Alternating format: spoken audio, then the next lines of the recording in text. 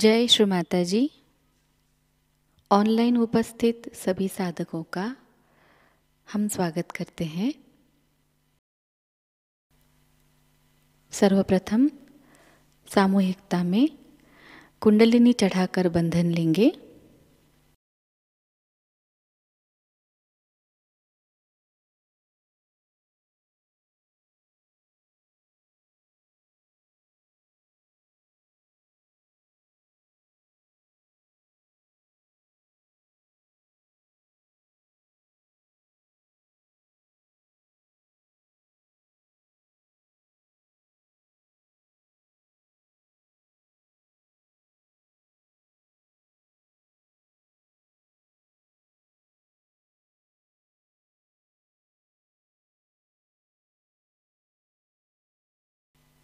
तीन महामंत्र और श्री गणेश मंत्र का उच्चारण करेंगे।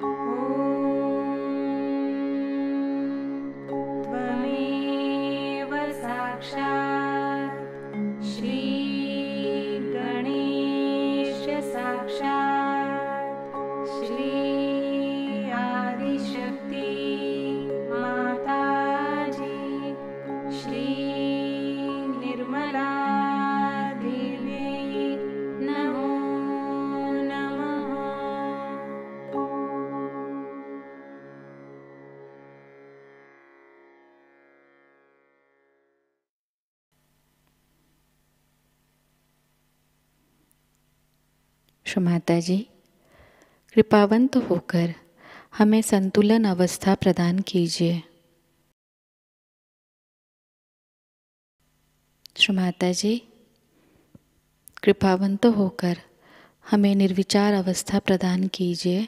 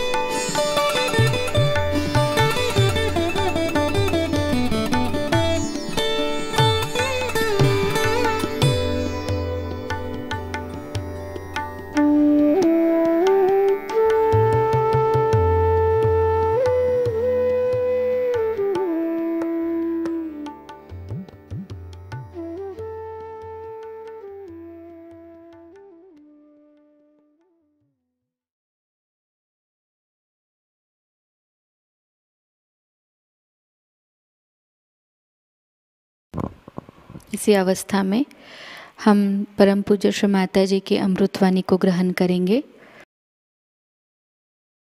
आप जान सकते हैं कि हम लोग इन गड़बड़ करने वालों से, आतताई लोगों से, जो धर्म के नाम पर धर्मांधता कर रहे हैं, जो परमात्मा के नाम पर पैसा लूट रहे हैं, जो हर तरह का गलत काम अच्छाई का नाम लेकर कर रहे हैं, उनसे बहुत अलग है। एक बहुत बड़ी क्रांति हमारे अंदर हो गई और पता नहीं हम लोगों ने समझा कि नहीं कि कितनी बड़ी क्रांति हमारे अंदर हो गई और हमने क्या क्या पा लिया। एकदम से ही हमारे अंदर इतनी शांति आ गई, इतना आनंद आ गया। और इसके अलावा हमारे अंदर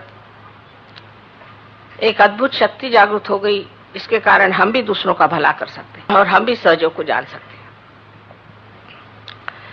ये सब कार्य अति सूक्ष्म है, सारा ज्ञान अति सूक्ष्म है, पर उसको भी आप लोगों ने बहुत सहजता से ग्रहण कर लिया, उसको पा लिया, उसको जान लिया। आपस में आपका प्रेम है, बढ़ते जा रहा है, घटता नहीं। धीरे धीरे आपसी मैत्री बढ़ती जा रही है और एक तरह की बड़ी नितांत श्रद्धा और आनंद एक दूसरे के सहवास में और प्रेम में आ रहा है।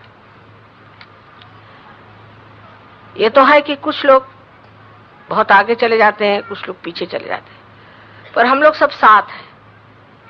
सो कुछ आगे जाने से भी बाकी के सब उधर खिंच जाते हैं, अगर उनकी पीठ उसोर ना हो। इस प्रकार की आपसी सद्भावनाएं हमारे अंदर अकस्मात ही प्रस्फुटित हुई है, अकस्मात। उसके लिए हमने कुछ किया नहीं, उसके लिए हमने कोई मेहनत नहीं की, अपने आप हमने जान लिया कि सद्भावना रखने में कितना आनंद है, प्रेम है, कितना मजा आ रहा है जिंदगी का। हमारे अंदर अनेक तरह की ऐसी प्रकृति थी, इसको हम कह सकते हैं कि बिल्कुल विकारमय, इसमें बहुत विकार थे। उसके अनेक कारण, क्योंकि हम लोगों ने जब इस भारतवर्ष में जन्म लिया तो इसकी जो त्रुटियां हैं उन्होंने भी हमारे साथ बचपन से ही प्रेम कर लिया और हमने उनसे प्रेम कर लिया। सबसे तो पहले ये कि हमारे माँ बाप, उनके साथ हम जुट गए। ये हमारे माँ बाप हैं। फिर माँ बाप भी सिखाते हैं बच्चों को अधिकतर कि देखो दूसरों से तुम प्रेम करो, उनको तुम सद्भावना रखो। लेकिन आप देखते हैं कि ये सद्भावना कितनी सीमित है। यहां तक कि माँ बाप में ही सद्भावना नहीं रहती और फिर भाई बहनों में नहीं रहती। तो जो घर का वातावरण है जिसमें कि हम एक साथ रहें, एक साथ खाना खाया, एक साथ तकलीफें उठाएं, एक साथ चलते रहे, उसमें भी अलग अलग लोग निकल आते हैं। इसको भेद अभेद कहते हैं। मैंने हर चीज का भेद करते जाना कि तुम अलग हो, हम अलग हैं, और करते करते ये भेद इतना बढ़ जाता है कि उसकी एक पकड़ हमारे अंदर, जैसे कोई पत्थर के किले में हम बंद हो गए हों, और उस पत्थर के किले में और भी इसी तरह के लोग जुटने लग जाते हैं। फिर उसका विशाल रूप बनते जाता है। जैसे कि किसी भी चीज को लेकर के लोग आपस में जमघट बना लेते, ग्रुपिंग। ये भी हमारा बड़ा पुराना जानवरों से लिया हुआ आनुवंशिक हमारा गुण है कि फौरन हम अपना ग्रुप बना लेंगे। अब जैसे कि दिल्ली के लोग हैं तो नोएडा का एक ग्रुप हो गया, तो फिर यहाँ दिल्ली का इधर के लोगों का एक हो गया, नॉर्थ का हो गया, ईस्ट का हो गया, वेस्ट का हो गया, उसका फिर उसमें भी उस गली के हो गए। इस प्रकार हम लोग अपने ग्रुप बनाते जाते हैं। इससे तो भेद आ गया। अब जब इस क्रांति का सत्य स्वरूप यह है कि इसमें सारा संसार एकाकारिता को प्राप्त करें तो हमारे अंदर की जो ये भेद भावनाएं हैं, इसकी और हमें नजर करना चाहिए और सोचना चाहिए कि ये हमारे अंदर भेद भावनाएं क्यों आई। अपने तरफ नजर करने से आप देख सकते हैं। हो सकता है किसी के माँ बाप ने भी सिखाया हो। बहुत लोग होते हैं वो कहते हैं कि अच्छा तुम हिंदू हो, मुसलमानों को मार डालना चाहिए, तो बचपन से वो आ गया। मुसलमान के बच्चों को सिखाया जाए तुम हिंदुओं को मार डालो। ईसाइयों को सिखाया जाता है कि दुनिया के सब लोग बेकार है, हम ही खास परमात्मा के चुने हुए लोग हैं। पता नहीं कैसे ये लोग ऐसा सोच भी लेते हैं, अपना ही सर्टिफिकेट लगा लेते हैं। जैन धर्म वाले सोचते हैं कि हमसे बढ़ के कोई है नहीं, और अपने अपने प्रांत में भी यही झगड़ा शुरू हो जाता है। जब इसका विशाल स्वरूप शुरू हो जाता है तो लोग सोचते हैं कि हमारे गांव से दूसरे गांव के लोग अच्छे ही नहीं। फिर गांव से जरा निकले तो फिर प्रांत पे आ गए कि हमारा प्रांत बहुत अच्छा, दूसरा प्रांत अच्छा नहीं। फिर भाषा पर आ गए कि हमारी भाषा बहुत अच्छी, दूसरे की भाषा बिल्कुल बेकार। हर बार यही सोचा करते हैं कि हम कोई विशेष अच्छे हैं और बाकी लोग जो है बिल्कुल बेकार है, और इसलिए हमें पूर्ण अधिकार है कि हम दूसरों से लड़ें, उनसे बदतमीजी करें या उनको मारें पीटे, जो करना है करें, उनकी हानि करें। विशेषकर अपने देश में जातीयता जो थी वे बिल्कुल मानी नहीं जाती थी। आपको आश्चर्य होगा, आज भी किसी से पूछे तो वो कहेंगे कि हम तो फलाने जात के। अब आप जानते हैं कि या देवी सर्वभूतेषु जाति रूपेण संस्थिता। देवी अगर किसी के अंदर बसती है तो वो उसकी जाति माने उसके अंदर बसा हुआ जो एक विशेष गुण है उसको प्रस्फुटित करती है। जैसे कि समझ लीजिए कोई आदमी है, वो परमात्मा को खोज रहा है, जो ब्रह्म तत्व को खोज रहा है, तो उसे ब्राह्मण की जाति मानी जाती थी। और जो शक्ति को खोज रहा है उसको क्षत्रिय कहा जाता था, और कोई धन संपत्ति को खोज रहा है तो उसे वैश्य कहा जाता था। और जो लोग अपने को दूसरों की सेवा करके और किसी तरह से उससे पैसा कमाते थे, इनको शूद्र माना जाता था। ये तो तबीयत की बात है, जिसे हम लोग तबीयत कहते हैं। तो जो जाति रूपेण संस्थिता कहा है उसका मतलब है इंसान की जो कुछ भी तबीयत है के अनुसार उसकी जाति बनती थी। जन्म के अनुसार तो बेकार में ही बाद में बन गई। क्योंकि आप देखिए रामायण को लिखा किसने? रामायण को जिसने लिखा वो तो एक मछियारा था और वो एक डाकू भी था। उसकी भी कुंडलिनी जागृत होकर के वो ब्राह्मण हो गया। मतलब उसने ब्रह्म को जाना, द्विज हो गया, जिसका दूसरे बार जन्म हो गया। उससे रामायण राम ने क्यों लिखाया? सोचने की बात है कि उनको क्या जरूरत थी। वो किसी बड़े पक्के विद्वान को काशी से बुला के उनसे कहते, उनके लिए सब ये जो कुछ ब्राह्मण थे, जो अपने को ब्राह्मण कहलाते थे, वो कप पदार्थ थे। उनके लिए उनकी कोई भी विशेषता नहीं थी। विशेषता थी किसकी? कि जो एक आत्मा को प्राप्त किया हुआ प्रकाशमान जीव है, उसको वो मानते थे। कृष्ण के बारे में भी आप जानते हैं कि कृष्ण की जो गीता लिखी गई वो व्यास ने लिखी। और व्यास बेटे किसके थे? आप जानते हैं ढीवरनी के बेटे थे, जिसके बाप का ही पता नहीं था। ये सिद्ध करने के लिए कि जाति जो है ये आपके जन्म से नहीं होती। कृष्ण ने एक भीलनी के बेर, जिसने उसमें दांत लगाए थे, हमारे यहाँ तो झूठा हम किसी का नहीं खाते, ऐसे हम लोग अपने को समझते हैं। एक भीलनी के बेर उन्होंने इतने प्रेम से खाए, जिसपे लक्ष्मण को गुस्सा चढ़ रहा था, पर उन्होंने कहा कि क्या ये बेर है कि अमृत फल है? सीता जी समझ गई, उनका अच्छा हमें भी दीजिए। कहना बाबा मैं न दूंगा, मुझे ऐसे कब मिलेगी अमृत फल? इतना वर्णन है उसका। तो उन्होंने कहा कि अच्छा थोड़ा सा आप मुझे नहीं देंगे तो मैं तो आपकी अर्धांगी हूं, मुझे आपको देना होगा।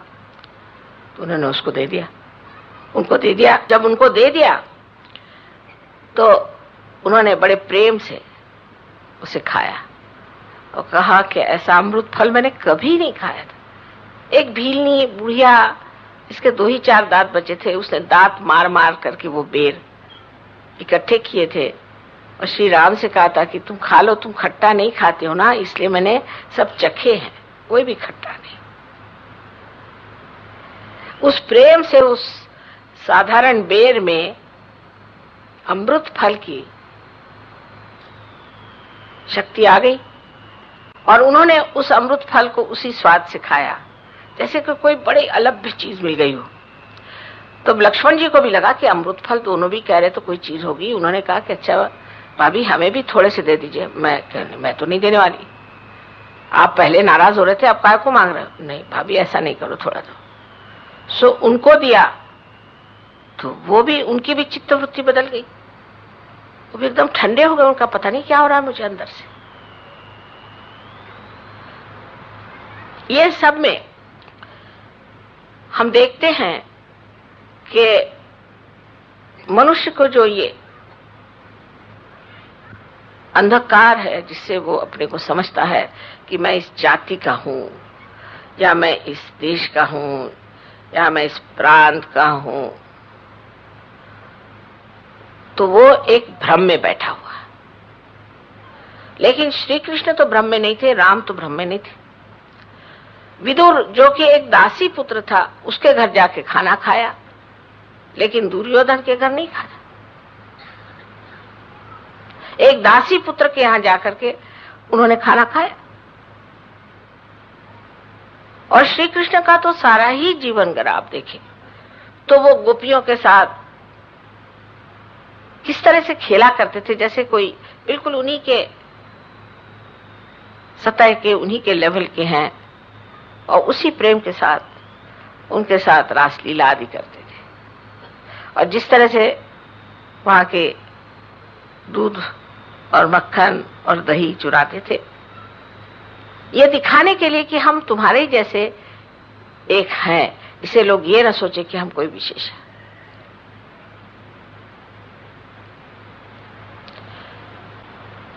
सो दुर्भावना जागृत होने का मुख्य कारण यह है कि मनुष्य जब सोचता है कि मैं को विशेष हूं, ये इसका तत्व है। अगर आप अपने को विशेष समझते हैं या दूसरे से अच्छा समझते हैं, इसका मतलब है कि आप अच्छा बिल्कुल नहीं। क्योंकि जो अच्छा होता है वो क्यों सोचेगा कि मैं अच्छा हूं, क्योंकि वो है ही अच्छा। जैसे आप इंसान हैं, आप क्या ये सोचते हैं कि मैं इंसान हूं, मैं इंसान हूं, मैं इंसान हूं? मैं तो इंसान हूं ही। आपको कोई सोचना नहीं पड़ता क्योंकि आप है ही इंसान, बात कोई जानवर तो है नहीं। लेकिन अपने को कोई विशेष समझ लेना कि मैं दूसरों से बहुत अच्छा हूं, दूसरी जाति से बहुत अच्छा हूं। जाति तो है ही नहीं चीज, जैसे मैंने आपसे बताया तो भ्रम। दूसरे देश के लोगों से अच्छा, दूसरे प्रांतों के लोगों से अच्छा हूं, किसी न किसी बहाने मैं अच्छा। फिर ऐसे कुछ अच्छे इकट्ठे हो जाते और होने के बाद में सांप्रदायिकता, धर्मांधता आदि चीजें आकर के इस अंधता के कारण कि मैं किसी से अच्छा हूं, कि मेरे से कोई और अच्छा नहीं, या 2-4 और भी हैं मेरे जैसे अच्छे। इसलिए मनुष्य के अंदर कभी भी सद्भावना किसी के प्रति नहीं आ सकती, क्योंकि सद्भावना का ही मतलब है कि सत्य के प्रति भावना, सत्य के प्रति भावना होना। अब आपके अंदर सत्य प्रकट हो गया, आपने जाना कि चारों तरफ परम चैतन्य है, आपने जाना कि आपकी कुंडलिनी जागृत हो गई, आपने जाना कि आपके अंदर ये शक्ति है, और आपने पहचाना कि सत्य क्या है। लेकिन सत्य के प्रति भावना होना ये बड़ा अच्छा ही एक तरह से विचार है, क्योंकि सत्य जो है ये तो अपने बुद्धि से जाना जाता है या सेंट्रल नर्वस सिस्टम से जाना जाता है, जिसे हमें कहना चाहिए कि सत्य को हम चैतन्य से जानते हैं जब वो बहने लग जाता है। लेकिन भावना जो है ये भाव से आता है, माने अपने हृदय से। हम सत्य को तो जानते हैं, हम सत्य को जानते हैं, अब तो जान गए, उसका हमें बोध भी हो गया, लेकिन अभी तक वो हृदय से भावना आई नहीं। जब तक हृदय और बुद्धि का सामंजस्य सहयोग में आपके नहीं होता है, तब तक आप बहुत ही आधे अधूरे सहयोगी हैं। उसके नमूने ऐसे होते हैं कि छोटी छोटी बात में झगड़े। अब कोई लीडर है, ये सब मैं आपको बेवकूफ बना रही हूं, कोई भी अक्लमंद आदमी समझ सकता है कि लीडर सहयोग में कैसे हो सकता है। ये सब बेवकूफी है। जिसने सत्य जाना वो जानता है कि माँ हमें तो बेवकूफ बना रही है, हम लीडर कैसे, क्योंकि कोई विशेष है ही नहीं सहयोग में। अब क्या मैं कहूं कि मेरे हाथ विशेष है, कि नाक विशेष है, कि बाल विशेष है? अरे इसमें से जरा सी भी कोई चीज को जख्म हो जाता है तो सारे शरीर को पीड़ा हो जाती है। तो विशेष ऐसा कौन हो सकता? सामूहिक चेतना में आप तो जानते हैं कि किसी सहयोगी को भी पीड़ा हो जाती तो उसको आप महसूस करते हैं अपने अंदर, उसको आप जानते हैं, तब फिर आप विशेष हो नहीं सकते। पर हम लीडर हो गए और मुझे कभी कभी बड़ी हंसी आती है कि या तो लीडर साहब हो जाते, जेलर साहब जैसे होते जेलर, और बाकी उनके सामने अपराधियों जैसे घुमा करते। अरे भाई आप सब एक हैं, सिर्फ ये कि मैं सबसे नहीं मिल सकती हूँ, एक के थ्रू मिलूंगी। फिर लीडरों में आपस में झगड़े, ये तो महान अंधकार की बात है। मैं आपको बेवकूफ इसलिए बनाती हूँ कि अगर बेवकूफ नहीं बनाया जाए तो मैं समझ ही नहीं सकूंगी कौन कितने गहरे पानी में। और फिर पता चलता है कि इस तरह की एक दुर्भावना सबके अंदर बह रही। फिर एक लीडर का एक ग्रुप बन गया, उस लीडर का एक ग्रुप बन गया, उसका वो ग्रुप बन गया। और खासकर दिल्ली शहर में, क्योंकि यहाँ तो धंधे ही है लोगों, खारी बावली के कुछ लोग हो गए तो पचकुइया रोड के कुछ हो गए। मानो कि जैसे इधर उधर जाने का कोई इंतजाम ही नहीं। और इस तरह से जब हमारे अंदर ये दुर्भावनाएं आपस में आ जाती हैं, तब हम ये भूल भी जाते हैं देखना कि हम में क्या विशेषता है। अभी कोई साहब कहने लग गए कि साहब मैंने तो 5 आदमियों को जागृति दी और इस आदमी ने तो एक को भी नहीं दी।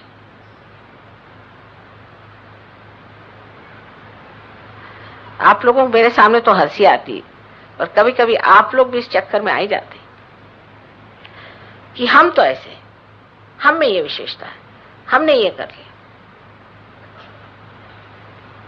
इसका मतलब ये है कि अभी आप अकर्म में उतरे नहीं, अभी भी आपको लगता है हम कर्म कर रहे हैं। अहंकार के आप सहारे चल रहे हैं, और ये बड़ा ही झूठा अहंकार है जो असत्य से आप प्राप्त किए हुए।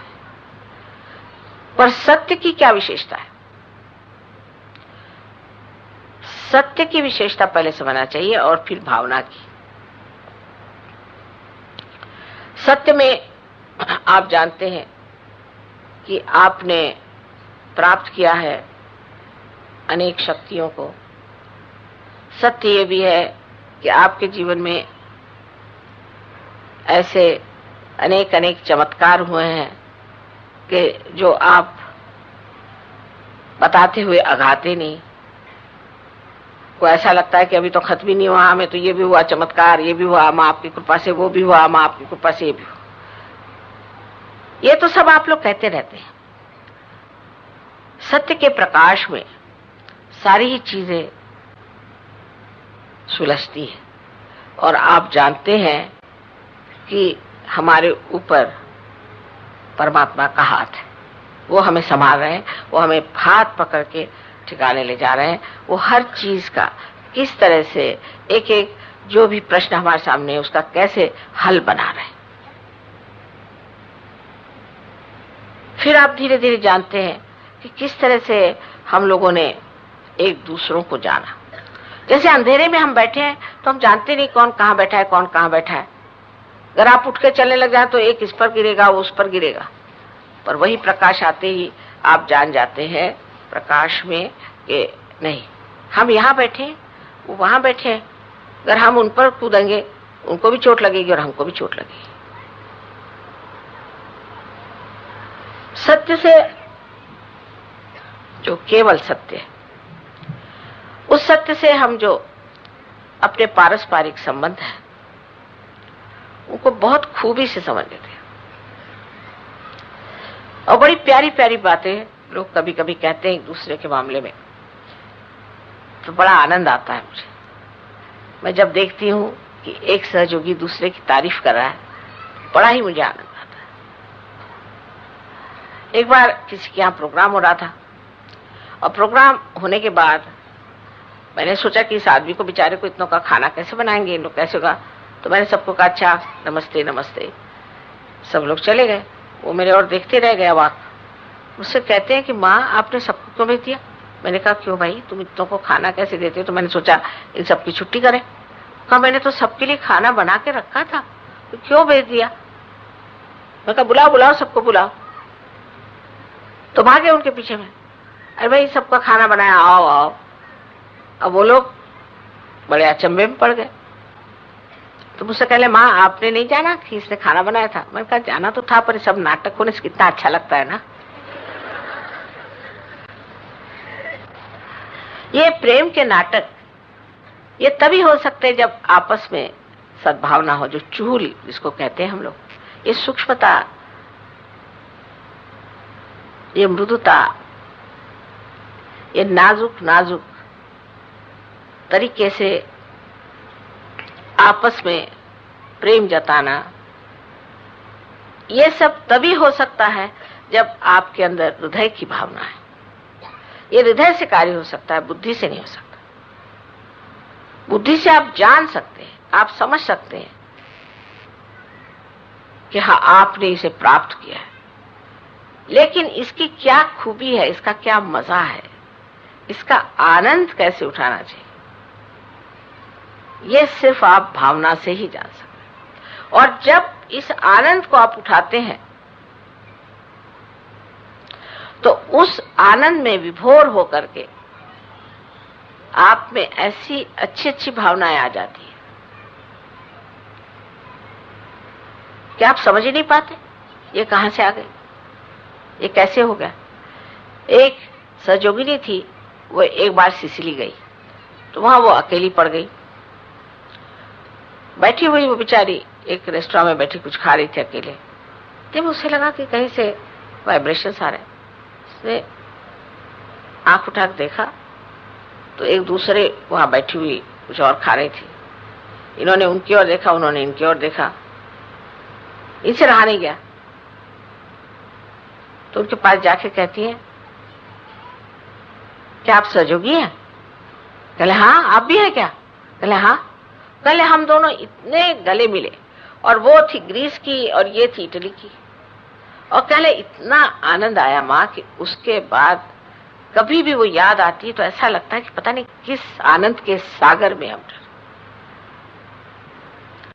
तो दूसरों को प्रेम करना, अपना प्रेम दूसरों को जताना और उसके तरकीबें ढूंढ के निकालना कि किस तरह से हम अपना प्रेम दूसरों को जताएं, ये हृदय का काम है, बुद्धि का नहीं।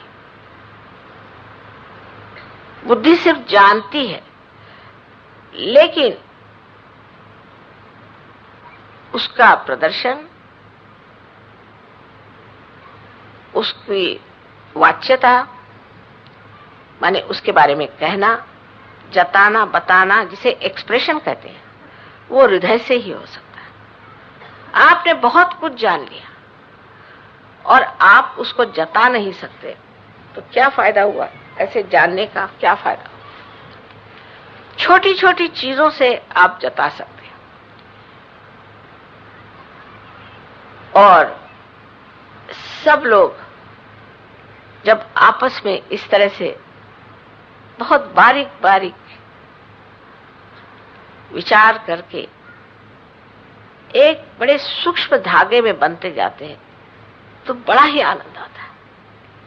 लेकिन उसी वक्त बैठे बैठे ये सोचना कि भाई मैं तो फलाना हूं, मैं तो ऐसा हूं, तो मतलब ये कि आप आनंद के सागर के किनारे खड़े होकर के और बेकार ही में व्यर्थ हुए जा रहे हो, सर पीट रहे हो वहां खड़े होके। कोई पूछेगा भाई सर क्यों पीट रहे? तो आनंद का सागर है वो। असल में बात है मैं कोई विशेष हूं और वो फलाना था, उसने मुझे ऐसा कह दिया, तो अब मुझे उसको सुनाना पड़ेगा, उसने मुझसे ऐसा क्यों किया। तो सत्य में जो भावना का विशेष अंग है वो ये कि भावना से हम आडोलित हो जाते। जैसे कि समुद्र में कोई लहर चली और आकर के वो किनारे में टकरा जाती है और उसके बाद लौट कर जब जाती है तो उसके जो बहुत ही सूक्ष्म इस तरह के तरंग बनते हैं, ऐसे ही आपके जीवन में विशेष एक काव्यमय सृष्टि हो जाती है। और उस काव्यमय सृष्टि में आप इतने विभोर रहते हैं क्योंकि ये नई चीज है, एक बहुत ही नाविन्यपूर्ण चीज है। इसका अनुभव आपने मनुष्य की स्थिति में नहीं किया, क्योंकि मैंने आपसे बताया है कि मनुष्य की स्थिति में हर समय वैमनस्य, हर समय गलत बातें, फिर वो माँ बाप हो चाहे कोई हो, क्योंकि आपसी जो पारस्परिक जो संबंध है, रिलेटिवनेस जिसको कहते हैं, रिलेटिव है, केवल नहीं है। लेकिन इसमें क्या है, आप प्यार क्यों कर रहे हैं? कर रहे भाई, प्यार के लिए प्यार कर रहे हैं, इसे क्या मतलब? उसका कोई सवाल है? कुछ मजा आ रहा कर रहे, मजा आ रहा तो कर रहे प्यार। पर यह तभी हो सकता है कि जब आपका हृदय इसका तंत्र जान जाए। अभी तक तो जब तक हम लोग पार नहीं होते तो हमारे अंदर शुद्रता, इतनी शुद्रता और इस कदर वैमनस्य, इतनी गंदगी रहती है, वो एकदम प्रकाश में आते ही छूटनी चाहिए, लेकिन किसी किसी में नहीं छूटती। उसको छोड़ना चाहिए। जब हृदय आपका स्वच्छ हो जाएगा, जैसे अभी डॉक्टर साहब ने शब्द किया कि मैं हृदय से माता जी का, श्री माता जी का स्वागत करता हूँ, हृदय कहते ही मेरे आंखों में आंसू आ गए। इतनी ऊंची चीज परमात्मा ने आपको दी है हृदय, और आत्मा का वास भी हृदय में ही है। हालांकि उनका पीठ आप जानते हैं यहाँ पर है, पर उनका हृदय में है। तो अगर आपको प्रकाश मिला भी, वो प्रकाश अगर आपको आनंददायी नहीं होता, इसका मतलब है आपका हृदय है अभी खुला नहीं, अभी आपने जाना नहीं। किसी भी आदमी के प्रति आपकी भावना ठीक ना हो तो उसे ठीक कर लेना चाहिए। आखिर क्यों, किस वजह से हूं मैं? क्यों मैं ये सोचता हूं? किसी ने कोई बात कह दी तो आपने बुरा मान लिया। आप किसी के घर गए, उनका साहब आप बैठ जाइए कुर्सी पर, अब वो कुर्सी शायद हो कि इतनी अच्छी ना हो, आप बुरा मान गए। बुरा मानना जो है ये सहयोगियों का लक्षण नहीं। सहयोगियों को तो किसी भी चीज का बुरा नहीं मानना चाहिए, क्योंकि आप बुरे हैं ही नहीं। आप बुरा कैसे मान सकते हैं? आप जानेंगे कैसे क्या चीज बुरी अच्छी है। और आपको अपने आत्मा का जो आराम है उसको जानना चाहिए, क्योंकि आत्मा का हृदय में वास है और आत्मा को किस चीज से आराम होता है वो जान लेना चाहिए। ये बात मैं इसलिए कह रही हूं कि अब तो बहुत दिल्ली वालों ने इतनी प्रगति कर ली है सहयोग में कि अब लोग घबराते नहीं। लेकिन पहले तो सोचते थे कि ये मोहम्मद गजनी आ रहे हैं गणपतिपुरे में, ऐसे लोग घबराते थे बहुत ज्यादा, क्योंकि आते साथ झगड़ा ये कि ये कमरा मेरा और वो कमरा तेरा। वहां 2 दिन के लिए आप आए। हज में जब जाते तो रास्ते में पड़े रहते लोग। पहले जमाने में जाते थे हिमालय तो क्या हालत उनकी होती थी। अब गणपतिपुरा आने पर इनको 5 स्टार होटल चाहिए। फिर खाने का कुछ इंतजाम ठीक नहीं, उन्होंने खाना अच्छा नहीं बनाया। अरे भाई क्या खराबी हो गई? नहीं, वो लखनऊ में बड़े अच्छे कबाब बनते थे और ये क्या कबाब बन रहे, तो आप ले आते लखनऊ वाले। उस पर झगड़ा, जायका ठीक नहीं। ये क्या बना रखा है इन लोगों ने, किस तरह से जमा रखा है, कुछ इनको समझ में नहीं आता। माने हर समय हर एक चीज पे प्रतिक्रिया करना, रिएक्ट करना, जैसे कि हम कोई विशेष है, हमको बड़ा अधिकार है हर एक चीज में। ये क्या लगा रखा है, ये क्या रंग लगा रखा है, ये कैसे बना रखा है। करना धरना कुछ नहीं, बैठे बिठाए अपने कुर्सी पर सबको बकते रहना कि ये ठीक नहीं है तो वो ठीक नहीं। और आराम तलबी इतनी कि आप बसेस नहीं तो चल दो, क्या हर्ज है? लगेगा ही नहीं कि आप चलते हैं अगर आप सहयोगी हैं। मीलों आप चल जाइए, आपको पता नहीं चले। लेकिन आप सहयोगी तो नहीं है, अभी भी आप साहब हैं, तो साहब चल नहीं सकते, तो बैठ गए किसी के बस में, खोपड़ी पे उसके जाकर के बड़ा ही प्रॉब्लम्स होते थे। अब भी आपको फॉरेनर से सीखना चाहिए। इनके बड़े बड़े मकानात हैं, घर हैं, इनके पास में मोटरें हैं। आप इन लोगों को देखिए कैसे आश्रम में रहते थे, जो लोग हुआ है वो बताएं। लेकिन जब आते हैं यहाँ, तो मैंने कहा कि तुम्हारे लग्जरी बस करें। कहले माँ ये काहे को लग्जरी बस, हमको तो वही अच्छी लगती है, एसटी। मैंने कहा क्यों? कि बड़ा मजा आता है उसमें, सब लोग हम एक दूसरे पे गिरते हैं, फिर वो खड़खड़ करती है, फिर कहीं फेल हो जाती, फिर सब ढकेलते हैं, बड़ा मजा आता है। और ये तो लग्जरी बस में कुछ मजा ही नहीं आएगा, इसमें कोई घटना ही घटित नहीं होगी, कोई इवेंट्स ही नहीं होंगे, तो हमें क्या मजा है। और वहां है कि बिल्कुल हालत खराब, जैसे ब्रह्मपुरी में है, यहाँ वहां हम भी एक झोपड़ी में रहते हैं, वहां बहुत बुरी हालत में रहते हैं, ऐसा लोगों का कहना है, पर मुझे कभी नहीं लगता। तो उन लोगों का कहना यह है कि भाई हमारे लिए आप सबसे बड़ा आराम यही है कि हम बस आप वहां रहें और हमें कुछ याद ही नहीं रहता।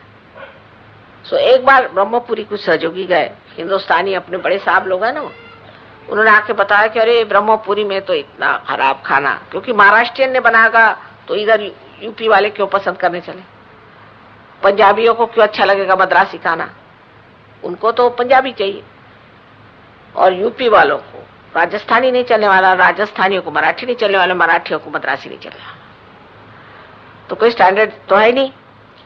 वो कहा साहब इतना खराब खाना और कोई इंतजाम नहीं और कुछ नहीं और ऐसा और वैसा, और ब्रह्मपुरी तो मतलब बदतर चीज। इसीलिए मैं आप लोगों को किसी को नहीं ले जाती हूँ टूर पे, क्योंकि कौन आफत उठाए। कल आप लोग नाराज है तो सबको नदी में, कृष्णा नदी में फेंक देंगे। तो मैंने उन लोगों से पूछा कि भाई सारे टूर में तुम लोग को कहाँ सबसे ज्यादा मजा है? कहले अगर गणपतिपुळे छोड़ दिया जाए तो ब्रह्मपुरी से अच्छी जगह कोई नहीं, वहां तो बड़ा ही मजा आया। मैं कह ले उसके बारे में इतनी शिकायतें, मेरे पास चिट्ठियों पे चिट्ठियां, फोन पे फोन, और सबने मेरा सर खा लिया कि ब्रह्मपुरी का इंतजाम बहुत खराब था। उसका भाई ब्रह्मपुरी का मजा तो बस ये फर्क। जब आत्मा का आनंद आप उठाने लगते हैं तो किसी भी जगह आप रहिए, आपको आनंद आते रहता है। बस यही है कि सब मजेदार लोग हैं आपस में, बस हंसी खेल हो रहा है, कहीं कुछ हो रहा है। अब वो चीज को हमें भी समझना चाहिए, हम लोग कौन बड़े साहब हैं, लेकिन साहबियत बहुत, और इस साहबियत से दुर्भावना इतनी आ जाती है कि कभी कभी वाकई में लगता है कि कैसे इन लोगों का इंतजाम ठीक हो और किस तरह से इन लोगों को आराम पहुंचे। पर एक बात तो है कि शरीर का या आंखों का या इन 5 इंद्रियों का जो भी आराम है, वो कितना भी मिले उसे समाधान नहीं आता, आनंद नहीं आता है। सिर्फ आत्मा के ही आराम से आनंद आता है। इस बार हमने आप लोगों के लिए गणपतिपुळे में ऐसा इंतजाम किया है कि जिसमें आप लोग चाहे तो एमटीडीसी में रहे, एयर कंडीशनिंग में, या यहाँ से 2-4 एयर कंडीशनर भी ले आइए, या एक आध पंखा सर पे रख के ले आइए, कोई हर्ज नहीं, जो भी करना चाहे कर सकते हैं। जैसे हेजलिट कहते थे कि सारा मेट्रोपोलिस लेकर के आप पिकनिक पे जाइए, और या तो ये सोच के कि ये हम धर्म यात्रा पर जा रहे हैं और उसमें हम अपने आत्मा का कितना आराम है उसे देखें, किस हालत में हम रह सकते हैं, कैसे हम रह सकते हैं। अब वहां पर हमने बनाई है कुछ चीज, देखते हैं कितने लोग वहां आराम से रहते हैं बगैर लड़ाई झगड़ा किए बगैर। क्योंकि अगर लड़ाई झगड़ा करना है तो बेहतर है कि आप लोग एमटीडीसी में रहें, लेकिन अगर प्रेम से रहना है तो हमने कुछ ऐसी विशेष चीजें बनाई है जिसको कि आप कह सकते झोपड़ी है। और उस झोपड़ी में अगर आपस में प्रेम हो और सत्य के जानने के बाद उसके प्रति जो भावना हो कि इसने भी सत्य को जाना है, मैंने भी सत्य को जाना है, तो हमारे अंदर भावना कैसी होनी चाहिए, किस तरह से हम उसका मजा उठा सकते हैं। तो उस नतीजे पहुंचना चाहिए कि एक तो आत्मा का आनंद जो है वो सिर्फ दूसरे के आत्मा के आनंद से ही आ सकता है, और कोई तरीका नहीं। अगर दूसरे के आत्मा को आप समझे और उसके प्रति प्रेम रखें, अब ये भी कोई बुद्धि का काम नहीं है, ये भी मैं सोचती हूँ स्थिति होती है, ये एक स्थिति है, और इस स्थिति में आपको उसका आनंद आ जाता है। अब जैसे है अपने यहां जातीयता की इतनी बीमारी कि एक साहब थे, वो बेचारे शेड्यूल कास्ट बड़े भारी सहयोगी है हमारे महाराष्ट्र में। अब उनकी शादी आप हिंदुस्तान में तो कहीं कर ही नहीं सकते, कौन करेगा उनके लड़की की शादी, कोई नहीं कर सकता। वो भी बड़ी अच्छी है, देखने में भी सुंदर है सब, कोई नहीं उनसे शादी करना चाहता। और फॉरेनर्स को भगवान की कृपा से जातीयता न होने के कारण फौरन उनसे शादी कर ली, उनके इंतजार में बैठे हुए हैं वहां पर। और वो एक एम्बेसडर के लड़के हैं, वो कह रहे कि पता नहीं कब आएगी, मैं तो इंतजार कर रहा हूं।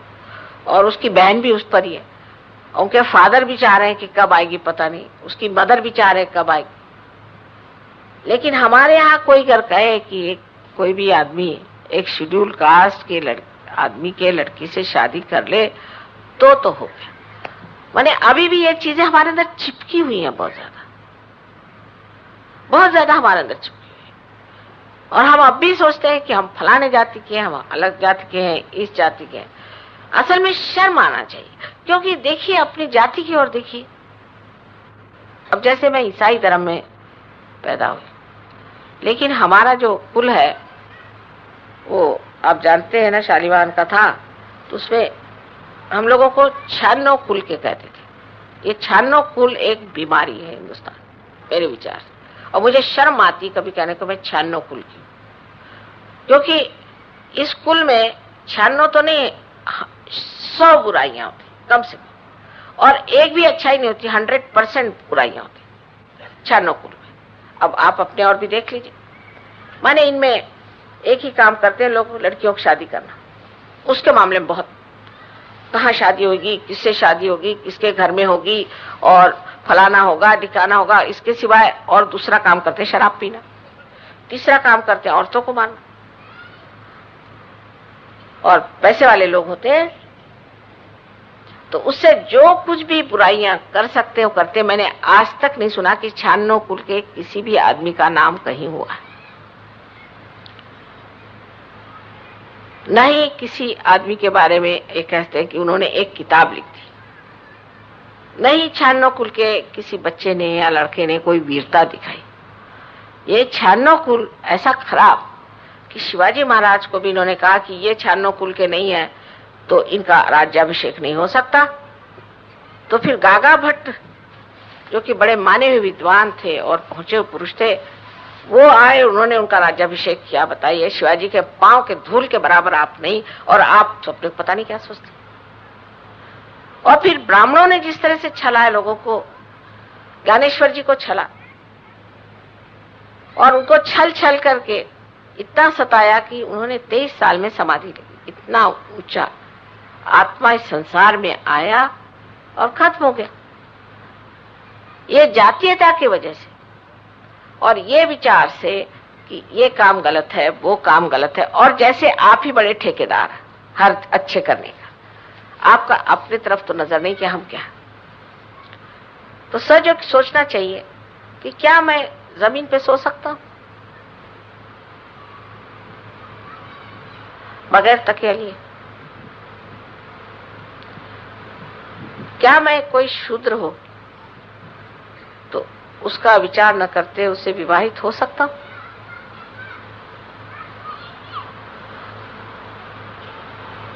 क्या मैं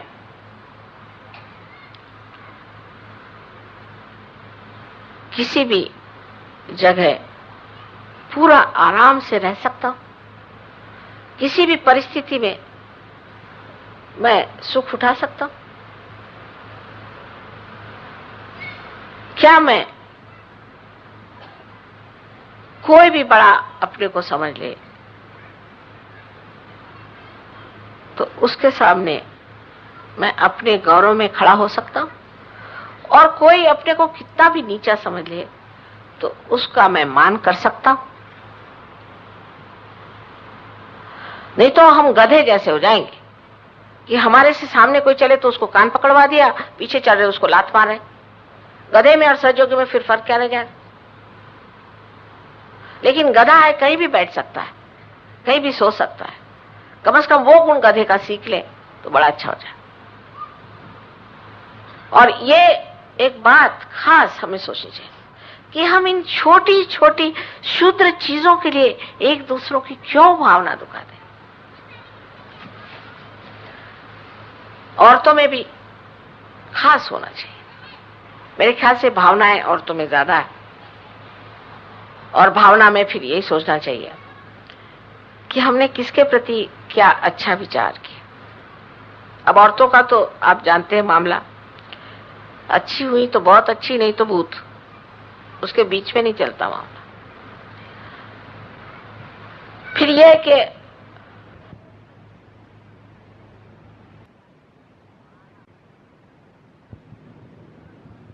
तो उनका विवाह हमने किया तो वो हमसे कहने लगे कि माँ आप ऐसी लड़की से मेरा विवाह करिए जिसमें बहुत चैतन्य हो। मैंने कहा अच्छा। तो उनका विवाह जब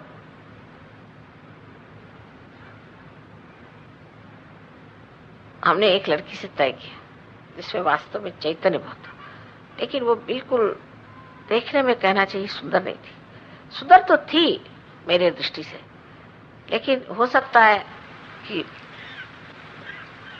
संसारिक दृष्टि से ना हो, लेकिन उससे इतना चैतन्य बहता है कि मुझे उस पर पैर ही चढ़ता था हमेशा। और ये भाषा मतलब अंग्रेज है, ऊंचे पूरे, दिखने में बहुत खूबसूरत। तो वो आकर मेरे पैर पे गिर गया कि माँ मुझे कितनी आपने अच्छी बीबी दी, कितनी सुंदर बीबी दी। और सब लोग कह रहे थे माँ ये आप क्या करें। मैंने कहा देखो भाई तुम ही देख लो सामने। कहले ये कैसा जोड़ा है, बेजोड़। मैंने कहा अब सबसे अच्छा जोड़ा ये, और वो लंदन में रह नहीं सकते, भाग भाग के 3-4 बार आ चुके अभी। कहते उसके साथ रहो तो ऐसी शांति रही। कितनी मुझे अपनी प्यारी बीबी दे दी, क्योंकि चैतन्य का महात्म्य और आत्मा का पारस्परिक संबंध जिसने समझ लिया, वो ये सब क्षुद्र क्षुद्र छोटी छोटी बातों में उलझकर रम ही नहीं सकता, उसको अच्छा ही नहीं लग सकता। तो अभी हमें बहुत बदलना है। शरीर की बात मैंने करी कि शारीरिक आराम और शारीरिक उसका विचार ठीक है, उसी में रमे रहो, पर गति आपकी ठीक नहीं हो सकती, उससे आप कोई प्रश्न हल नहीं कर सकते। तो आप लोग तो इस भारतवर्ष के लिए एक आदर्श लोग हैं, ऐसे सभी कहते हैं, पर मैं तो ये सोचती हूँ कि आप सबके लिए एक लीडर्स, सबके सामने एक प्रतीक रूप से आप खड़े हैं कि सबको कैसा होना चाहिए। और आपको खुले आम इस बात पर कहना चाहिए कि साहब ये जातिवादिता ये सब पाखंड है, हमको बिल्कुल विश्वास नहीं। हम तो किसी भी धर्म के नहीं, हम तो निर्मल धर्म के हैं, बस हम किसी चीज को नहीं मानते, खुले आम। लेकिन अब भी सहयोगी चाहेंगे कि अगर पंजाबी लड़की तो पंजाबी से शादी करें, क्योंकि फिर वो उसको बोल सकती है बार बार पंजाबी में जो कुछ बुरा बोलना है उसकी सास। क्योंकि और कोई भाषा वाली आई, समझ ले मराठी आई, तो उसको समझ में नहीं आएगा, वो बोलेगी क्या बोल रहे हैं मुझे समझ नहीं आ रहा, तो ये तो बहुत ही बुरा हो जाएगा, इनका कार्य ही नहीं पूरा हो सकता। तो चाहेंगे कि उसी जाति की आए, और फिर उनको भी कहेंगे कि भाई तुमने भैया बीच पे ये नहीं भेजा, फलाने में ये नहीं भेजा, दिवाली में वो नहीं भेजा, फलाने में ये नहीं किया। लेकिन अगर आपने परजाति की औरत कर दी तो वो कहेगी भाई हमारे यहाँ तो रिवाज ही नहीं है, तो हम कैसे करें। पर वो बहुत ही मुश्किल काम है, परजाति में शादी करना हिंदुस्तानियों का बहुत ही मुश्किल काम है। क्योंकि जैसे ही प्रजाति में शादी हो जाती है तो वो एकदम से अकड़ जाते हैं, पता नहीं उनको क्या सांप सूंघ जाता है, कहना चाहिए सांप सूंघ गया। अभी हमारी एक सहेली है, अच्छी पढ़ी लिखी डॉक्टर है, तो जब बड़ी अच्छी खुश मिजाज औरत थी, इस बार बम्बई में मिली तो एकदम उसको सांप सूंघ गया। मैं कहा क्या होगा भाई तुमको, तुम्ही बन के बैठो।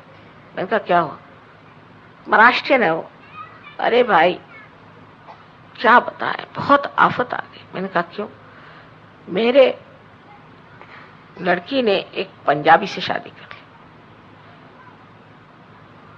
अच्छा कौन पंजाबी, नाम बताया, उनको भी मैं जानती हूँ, उनके माँ बाप को भी सांप सूंघ गया, इनके भी माँ बाप को सांप सूंघ गया।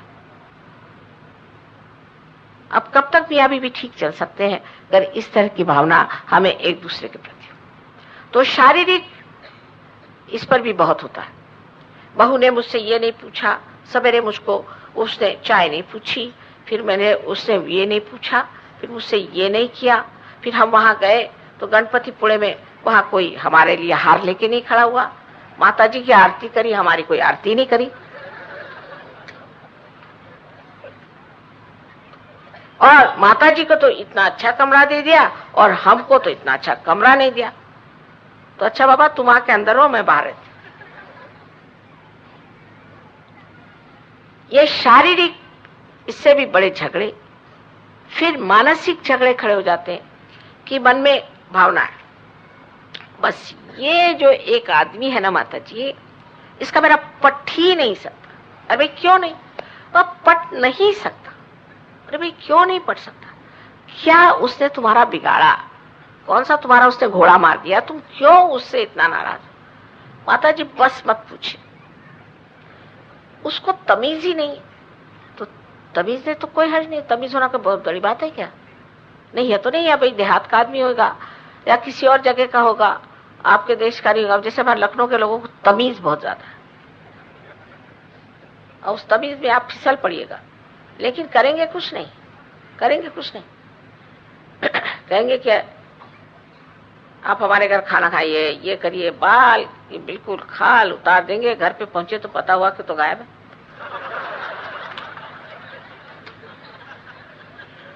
और घर में हुए तो भी आपको बस ज्यादा ज्यादा एक रोटी खिला देंगे, कल अरे तकल्लुफ मत करिए, तकल्लुफ मत करिए। तो जब एक दो बार अनुभव आया तो घर से खाना ही खा के जाते थे हम लोग, या बता देते हैं कि आके खाना खाएंगे। विचार से सभी लोग बदतमीज हैं। अच्छा अब फिर पंजाबियों के आ जाइए, तो पंजाबियों का कि एक इतना बड़ा ग्लास में दूध भर के पीजिए आप। अब भाई मैं इतना दूध के, मैं तो इतना भी नहीं पीती, दूध तो पीना ही होगा आपको, नहीं तो देखिएगा। कैसे, अब वो बिल्कुल डंड लेके खड़े। भाई एक कोई, आप पीते हैं कि नहीं पीते, भाई मैं कभी दूध नहीं पीती। तो फिर सबसे, अरे वो माता जी बड़ी अकड़ूल है, हमारे घर आई थी, उसे दूध भी नहीं पिया। तो ये सब अपनी अपनी जो चीजें, उसमें हंसना चाहिए और उसको सोचना चाहिए कि ये सब जिसको हम इतना विशेष समझते हैं, ये कितनी बेवकूफी की चीज है। हाँ किसी को तमीज है, किसी को नहीं है, किसी में प्रेम है, मुझे तो सभी में मजा आता है, कोई कैसा भी हो मुझे सब में मजा आता है, क्योंकि सब एक वैचित्र लिए हुए है ना, वैरायटी से तो मजा आता है। अब सब घर एक ही जैसा हो जाए तो आदमी बिल्कुल परेशान हो जाए, बोर हो जाए। सब एक ही जैसे बात करे, जहां जाओ है बाबा यही बात है, कहीं जाओ तो यही बात। अब कहीं जाओ हरियाणा में तो बड़ा मजा आता है मुझे वहां के लोगों का भी, क्योंकि वो बातें जो करते हैं ना एकदम सीधी सादी, और ऐसा लगता है कि अब एक डंडे से सर ही फोड़ने वाले।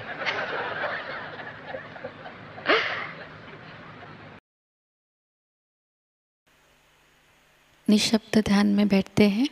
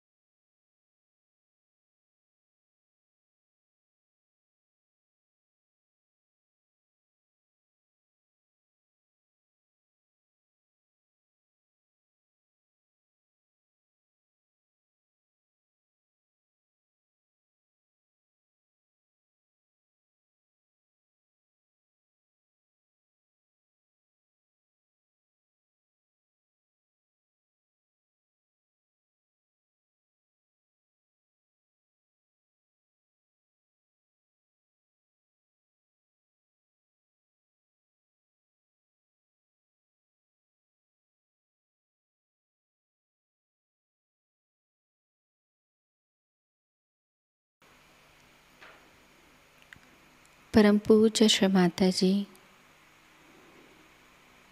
आपकी परम कृपा में हम सब एक प्रतिभाशाली व्यक्तिमत्व बन जाए। श्री माता जी, आपकी परम कृपा में हम सब आपके श्री विराट स्वरूप के अंग प्रत्यंग बन जाए। अपनी ध्यान धारणा और सामूहिक कार्य की तपश्चर्या से हम श्री आदिशक्ति के एक प्रभावी और प्रभावशाली माध्यम बन जाएं।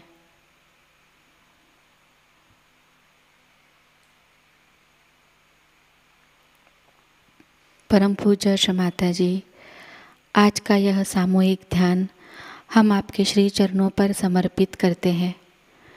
कृपावंत होकर हम सबको और इस संपूर्ण विश्व को आशीर्वादित कीजिए।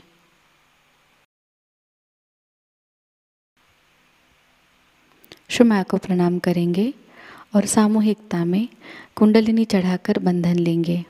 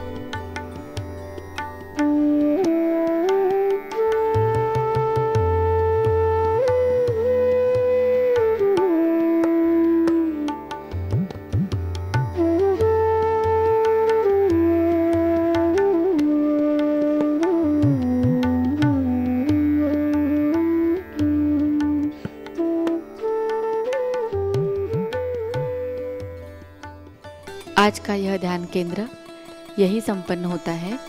जय श्री माता जी।